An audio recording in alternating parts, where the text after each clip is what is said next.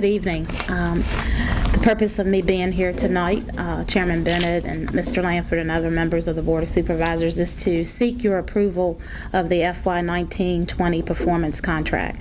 But before I begin, I want to thank you for the local support that you provided the CSB over the past year.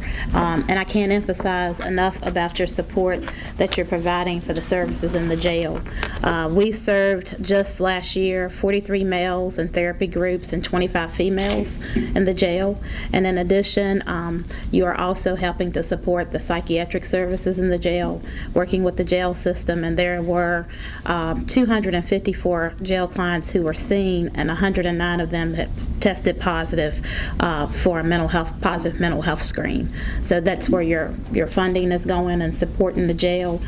We hope to provide some other services in the jail. Just here in the next week or so, we're going to be meeting with local stakeholders here to consider medicated assisted treatment services in the jail, and also to look at a drug court for Alleghany County.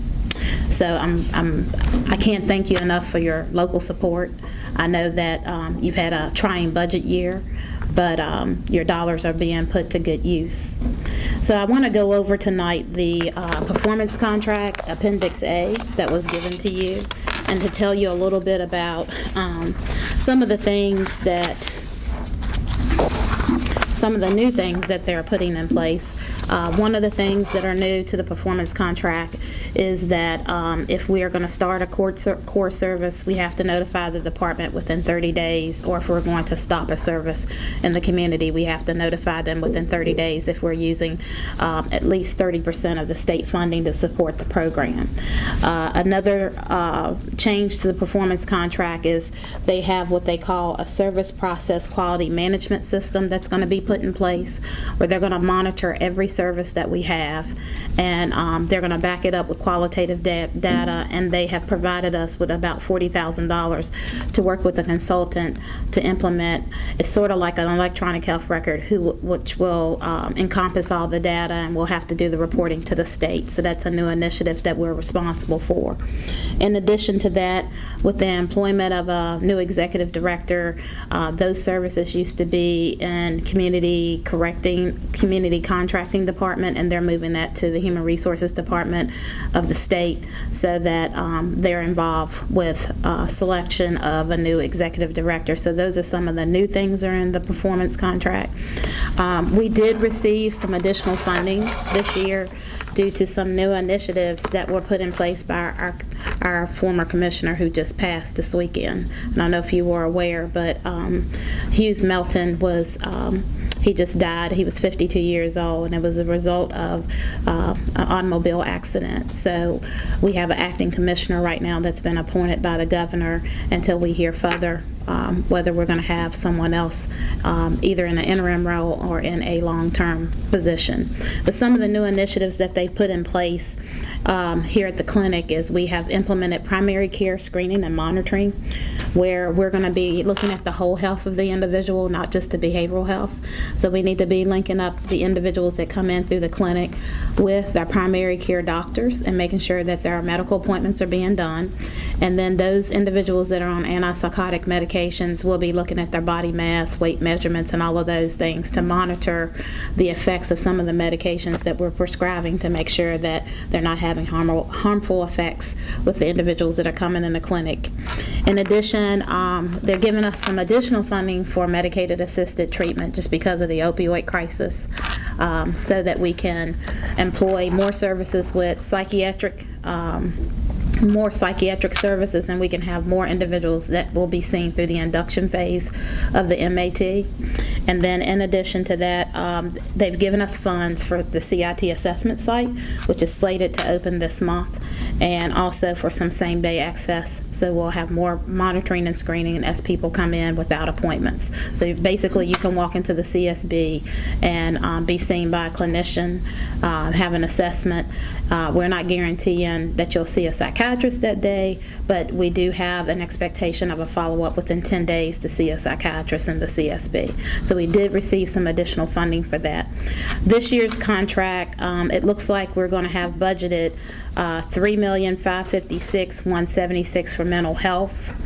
Developmental services is $3,873,193, and that is because we have an intermediate care facility, which is sort of like a nursing home. It's over where Kmart is. It's our Maryfield residence. And then for substance use, which continues to remain stagnant, Patty and I was just talking about it, we have a budget of $850,463 for a total of $8,243,832. They have also set aside additional money for emergency services, and another initiative that is going to be on our plate that we will be responsible for is mobile crisis. They'd like for us to go to 24/7 mobile crisis, where we'll have people responding in the community to homes, communities, schools, McDonald's, you name it. So we're working on a regional initiative, and our region stretches from Alleghany County all the way up to Fredericksburg, where we're looking at employing 18 additional people who will be serving the catchment area to do mobile crisis response, in addition to our emergency services folks that we have here in the community. I'm concerned about the safety of that, and we may have to implement resources from our local sheriff's department to help us to go on some of these visits when we go into the home in the communities, especially in the areas where we don't have cell service. So there are some safety implications to that. But there are lots of initiatives that are going on in the state right now, in addition to 12 other initiatives that we have that are going on with the alternative transportation, and we have peer services that will be expanding, in addition veteran services and care coordination services. So there's a lot going on in our system right now, but you'll see that there is some growth in our performance contract that we're anticipating due to some additional state dollars that we'll be receiving, so we can hire some folks to provide some other services.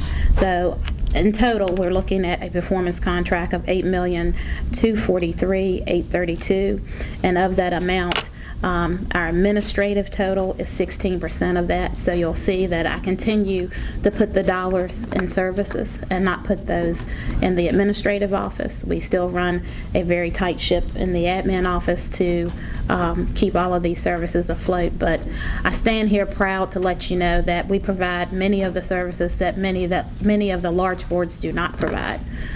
So I seek your approval, and I'll entertain any questions that you may have. But there are lots of initiatives going on in the CSB system. Board members have any questions? Comments? John? I have one question. Yes, sir. Do you ever have funds to carry forward?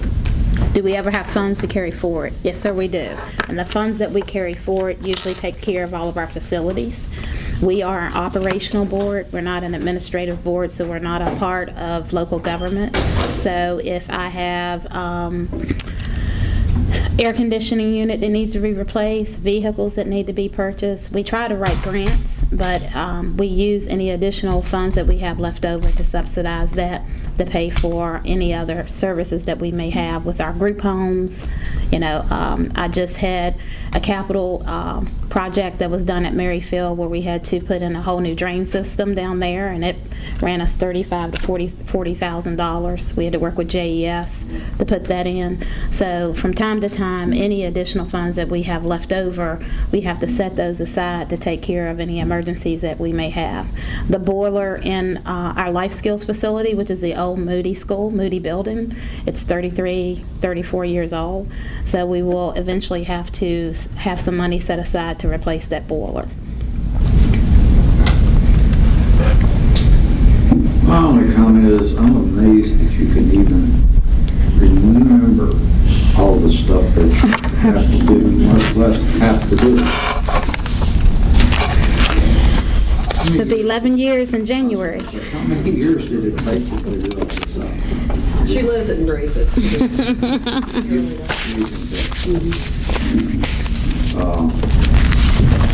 No, every year when you come and do your report, I'm amazed at the amount of help that is available, that 90% of us don't even know is out there. Well, I wish there was more. I wish we had more clinicians. I really do. Finding licensed clinicians is really tough. and I wish we had more clinicians.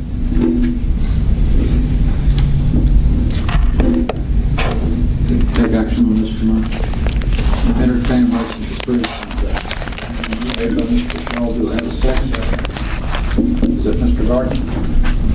Any further discussion? Melissa? Mr. Carr? Yes. Mr. Gardner? Yes. Mr. Griffin? Yes. Mr. Shaw? Yes. Ms. Stanislaw? Yes. Mr. Marshall? Yes. Mr. Judge? Yes.